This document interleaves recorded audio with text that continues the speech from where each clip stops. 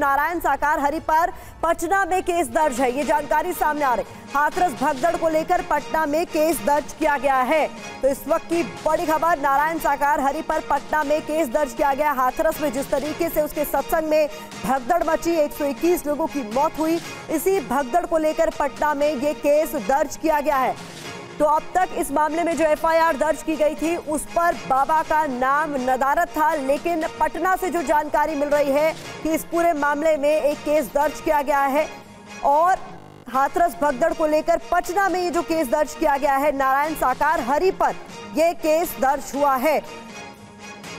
Patna civil court में बाबा पर मुकदमे को लेकर जानकारी सामने आ रही है। इस वक्त की ये बड़ी खबर आपके सामने, हाथरस भगदड़ को लेकर पटना में केस दर्ज किया गया है नारायण साकार हरि पर। इसकी एक एक डिटेल आपके सामने रखेंगे, क्या कुछ इस एफआईआर में है ये जानने की कोशिश करेंगे, लेकिन ये बड़ी खबर आपके सामने है जहां पर पटना में केस दर्ज किया गया है नारायण साकार हरि पर। जिस तरीके से हाथरस में भगदड़ मची, बाबा अपने सत्संग से निकला, इस पूरे मामले में उसके सेवादारों पर सवाल उठाए जा रहे हैं, प्रशासन पर सवाल उठाए जा रहे हैं, लेकिन बाबा को लेकर अब तक सबने चुप्पी साधे रखी। रुपेश कुमार ज्यादा जानकारी के साथ जुड़ रहे हैं। रुपेश, इस पूरे मामले में क्या डिटेल्स मिल रही है? पटना सिविल कोर्ट में बाबा पर केस दर्ज कर लिया गया। देखिए, बिल्कुल सिविल कोर्ट में मुकदमा दर्ज किया गया है और ये माना गया है, जो मुकदमा दर्ज करने वाले जो कृष्ण कुमार कल्लू हैं, वो स्वर्ण क्रांति सेना के प्रमुख हैं बिहार में।